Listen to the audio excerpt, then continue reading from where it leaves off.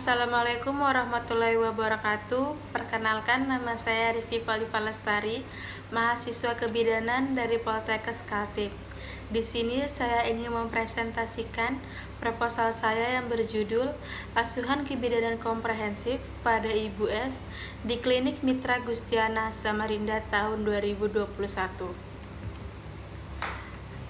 Di sini ada asuhan kebidanan komprehensif. Yang pertama, ada bab 1 pendahuluan, bab 2 tinjauan pustaka, dan ada bab 3 metode laporan kasus.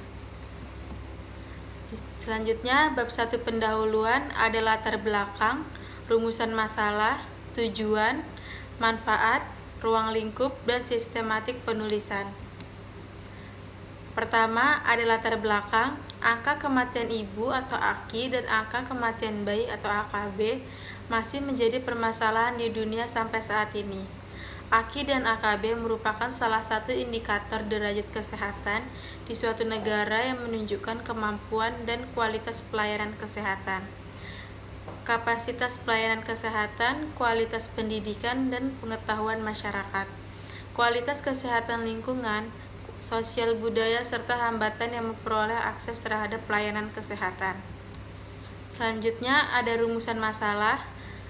Bagaimana gambaran pelaksanaan asuhan kebidanan komprehensif pada Ibu S di Klinik Mitra Gustiana tahun 2021.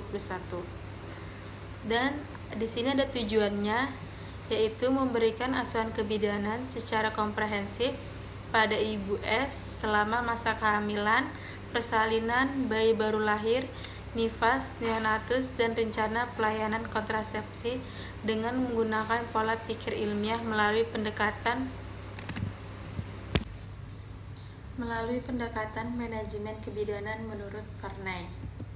Selanjutnya ada manfaat. Manfaat terbagi menjadi dua, yaitu manfaat teoristik. Pelaksanaan asuhan kebidanan secara komprehensif atau COC diharapkan ilmu kebidanan semakin berkembang sesuai dengan pendekatan manajemen kebidanan dan evidence dalam praktek kebidanan. Selanjutnya ada manfaat praktis. Manfaat yang ditunjukkan bagi penulis, peneliti, masyarakat, dan institusi pendidikan. Selanjutnya ada ruang lingkup, meliputi mulai dari pengawasan kehamilan, persalinan, perawatan bayi baru lahir atau BBL, perawatan pada masa nifas, neonatus, hingga pelaksanaan program kontrasepsi. Sistematika penulisan yang ada proposal terdiri dari bagian awal, bagian inti, dan bagian akhir. Bab 2 tinjauan pustaka, konsep dasar teori. Yang pertama ada kehamilan. Kehamilan merupakan fertilisasi atau gabungan mulai dari spermatozoa dan ovum dan diteruskan dengan implementasi. Selanjutnya ada persalinan. Persalinan adalah proses di mana bayi, plasenta, selaput ketuban keluar dari uterus ibu. Persalinan disebut normal apabila prosesnya terjadi pada usia cukup bulan atau setelah 37 minggu tanpa disertai adanya penyulit atau tanpa adanya hambatan, kekuatan sendiri.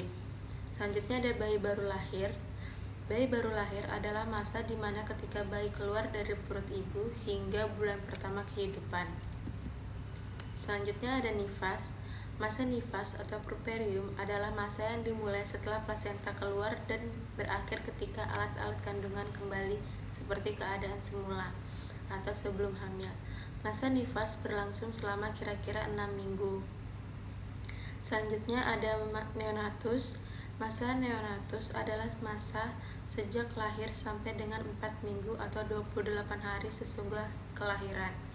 Neonatus adalah bayi berumur 0 atau baru lahir sampai dengan usia 1 bulan atau 28 hari sesudah lahir. Selanjutnya ada kontrasepsi. Kontrasepsi adalah menghindari atau mencegah terjadinya kehamilan sebagai akibatnya pertemuan antara sel telur dan sel sperma. Di sini ada konsep dasar manajemen 7 langkah Varney. Yang pertama ada pengkajian, yang kedua ada interpretasi data, yang ketiga identifikasi diagnosa atau masalah potensial, yang keempat ada identifikasi kebutuhan segera, yang kelima intervensi, implementasi, dan evaluasi. Selanjutnya ada bab 3 metode laporan kasus. Yang pertama ada jenis karangan ilmiah, yaitu rancangan yang digunakan adalah studi kasus dengan metode komprehensif dan penelitian deskriptif. Selanjutnya ada lokasi dan waktu. Lokasinya di Klinik Mitra Gustiana, Jalan Pangeran Antasari, Gang 4. Waktunya dari Januari sampai Maret tahun 2021. Subjek kasusnya ada Ibu S, usia 32 tahun, dengan G2 T1001, usia kehamilan 37 minggu 2 hari. Ada teknik pengumpulan dan analisa data, yang itu terbagi menjadi 2, yaitu pengumpulan data dan analisa data. Selanjutnya instrumen, itu terbagi menjadi 3, yaitu yang pertama pedoman observasi, lembar observasi, patograf. Selanjutnya ada wawancara atau format pengkajian. Selanjutnya ada peralatan pemeriksaan fisik. Dan yang terakhir ada etika, yaitu informed consent, anonymity, dan hak klien. Selanjutnya ada kerangka kerja, yaitu studi pendahuluan, subjek penelitian Ibu Nyonya S, usia 32 tahun, persetujuan klien, studi kasus, asuhan kehamilan, asuhan persalinan, asuhan bayi baru lahir, asuhan nifas, asuhan neonatus, dan rencana pelayanan kontrasepsi. Selanjutnya ada pengumpulan data. Itu terbagi menjadi 2, yaitu data primer dan data sekunder. Data primer yaitu terbagi menjadi 3, observasi, wawancara, dan pemeriksaan fisik. Sedangkan data sekunder yaitu data cohort atau literatur. Nah, itu selanjutnya dilengkapi dengan dokumentasi SWOT. Selanjutnya ada analisis kesenjangan antara teori dan praktek, dan yang terakhir ada alternatif pemecahan. Di sini ada kartu skor Pujiro Khayati. Di pasien saya ini cuman ada dapat 2 nilai, yaitu skor kehamilan aja, skor awal kehamilan. Sekian presentasi dari saya, kurang lebihnya mohon maaf. Assalamualaikum warahmatullahi wabarakatuh.